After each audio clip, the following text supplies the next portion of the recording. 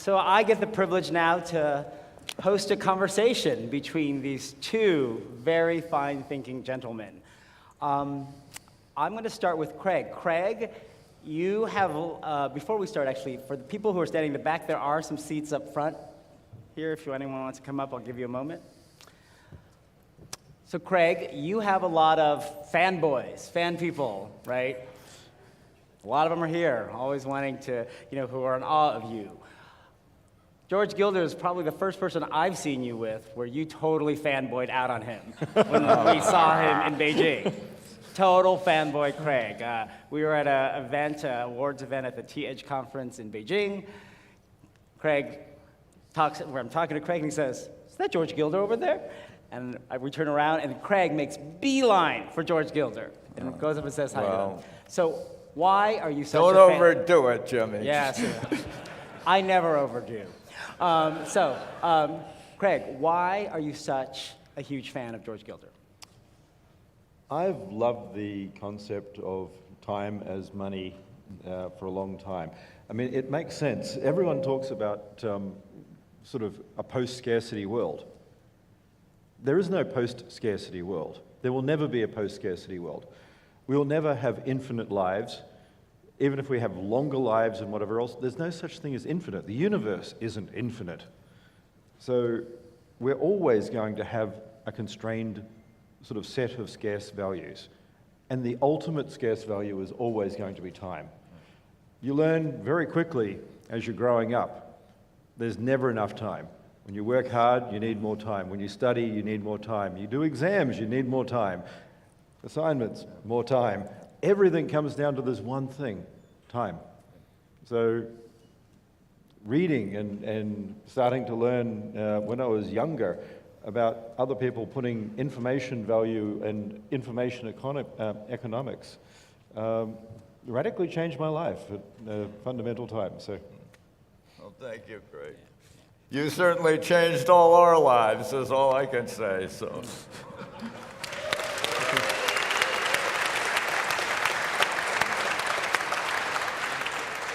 George, there's a video of one of your speeches out on the internet that people in this community often point to, where you're giving a speech and you have that slide up with a picture of Craig, as well as I think Jihan and Vitalik, and you point up to Craig and say, "That's Satoshi," right?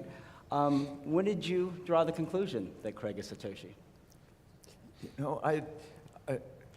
Gavin Andreessen lives in Amherst, which is nearby me, and I had regular meetings with him and when I was writing Life After Google, and Gavin was absolutely firm that Craig was Satoshi, so it never really occurred to me to doubt it until I met Nick Szabo, to whom I devoted a couple chapters of Scandal of Money. I mean, Nick Szabo is a tremendous, brilliant thinker about all these issues, smart contracts, and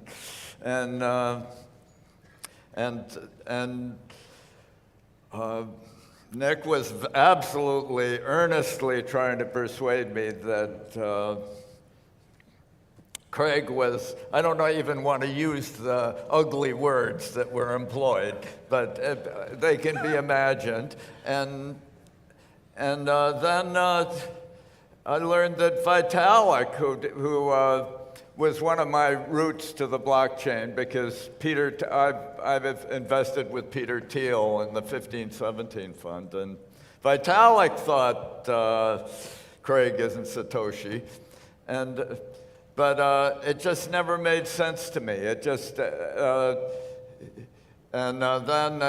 he went out and got 1,000 patents or something. That would suggest some sort of knowledge of Bitcoin technology. It just became increasingly clear. And then when Kleiman's family sued him as Satoshi, and I met you at win-win. Your North Vietnamese tulip lady, she came to one of my conferences in San Francisco, and she was very convincing that you were Satoshi. So Anyway, that's how I arrived at the conclusion. And nothing that I've learned during my days in London has even slightly shaken this conviction that I brought here. And so I think you can all safely celebrate Craig.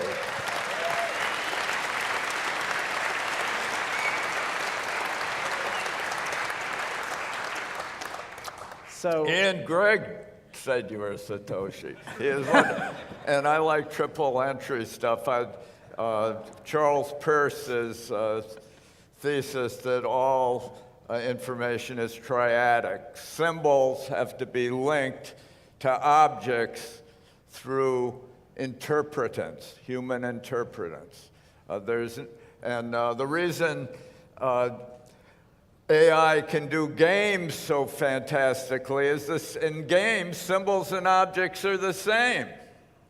So the computer speeds can necessarily shuffle the symbols and the outcomes are the game.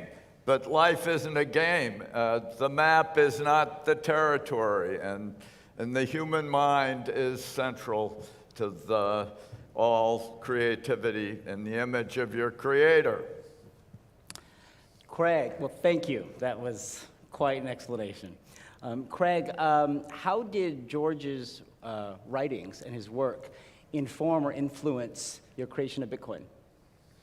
As I stated, it's both a combination of information economics, time being the ultimate scarce object, and also then the concept of bandwidth and latency. I mean, there's things that people don't seem to understand. There will be eventually near infinite bandwidth compared to what we're doing. I mean, we're literally doubling in the amount of bandwidth available around the world in many areas every 5 or 6 months right now. Not just because of Moore's law, but because more parallelization of many systems. So although the system itself doubles the amount of bandwidth every 15 months, there's more equipment, more servers, more connections, more fiber. So we put more down each piece of fiber, but we put more and more fiber at the same time. And all of that's growing exponentially at the moment. So the amount of bandwidth is not going to be the constraining factor in the future. We've already got fibers that can do zettabytes worth of data. The issue is going to be things like how quickly I can get it, how much latency I get it, how much search, where can I find it? And all of this comes back to a paid function. Am I further in the queue or later? So again, it's scarcity, but it's scarcity in which order I come into getting my information, how quickly I get it. And even with a near infinite amount of sort of bandwidth and pipe, we're still going to have ordering, latency, and these things. So the future will be paying for latency, paying for how quickly I can get my data, how efficiently all this works. George, what do you think about that future he's describing? Well, if bandwidth is abundant, you want to waste it to achieve the rest of your goals. And this is really what the key insight Craig has. Waste bandwidth to create trust, a new layer of factuality and transactions across the world economy.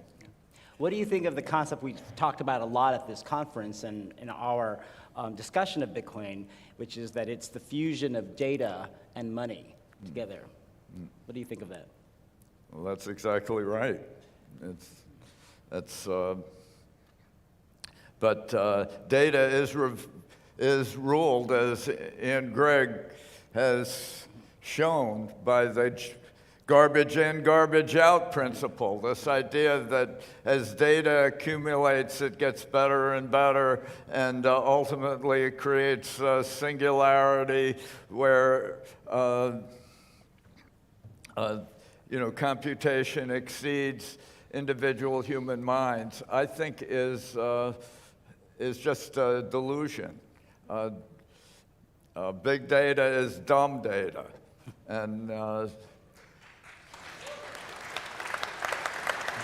And what that could be the title of a new book for you, and what I George. liked about blockchain, the thing that first appealed to me about it, was that it redistributes computation.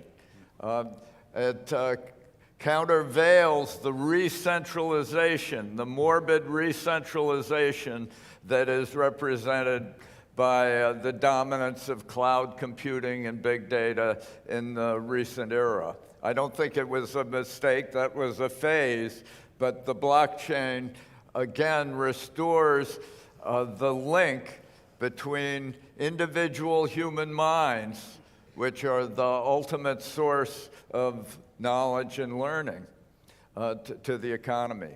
And this is, economies work to the extent that they maximize the creativity of individual human minds. The whole internet has a connectome of about a few zettabytes to map. To map the connectome of one human brain is also about a couple zettabytes.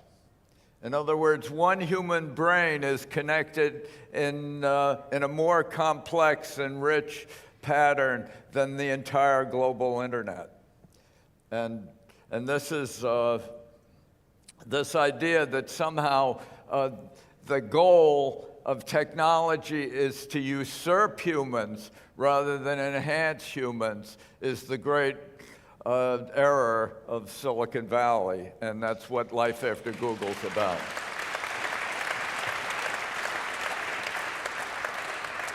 So, George, let me follow up on that. So, Craig, as you've now heard, has this vision of a metanet, a better internet for users powered by the Bitcoin blockchain. What do you think of that? I think it's great. It's my COSM technology, so we'll have to, I usually lose the naming wars. I wanted to name the smartphone a teleputer, but it just somehow didn't happen. So that's still available, by the way. You didn't get a trademark on it. Don't worry, I have the COSM. I think Craig has patented that by now. COSM architecture, which pretty much parallels Satoshi's metanet. So we'll probably metanet's better. I don't know. COSM is cosmic. I didn't actually name MetaNet. I mean, I invented the concept, and everyone said, no, that's an ugly name, especially Jimmy, and we're going to call it other things. So I don't get to name things either. We take that power away from Craig. So, Craig, which of George's books is your favorite? I still think Telecosm. Telecosm? Why? Yeah, Telecosms, you don't get this.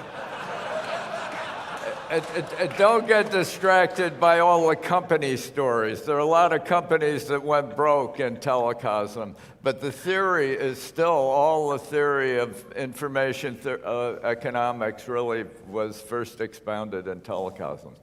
And I agree.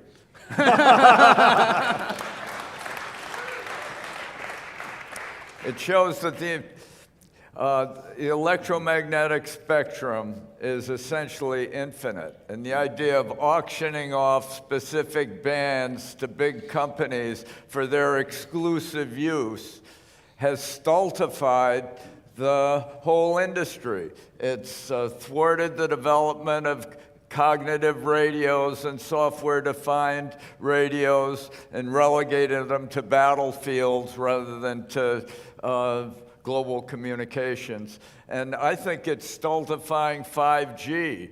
I predicted earlier in a cover story for Forbes that said, stop the auctions back in the 1990s.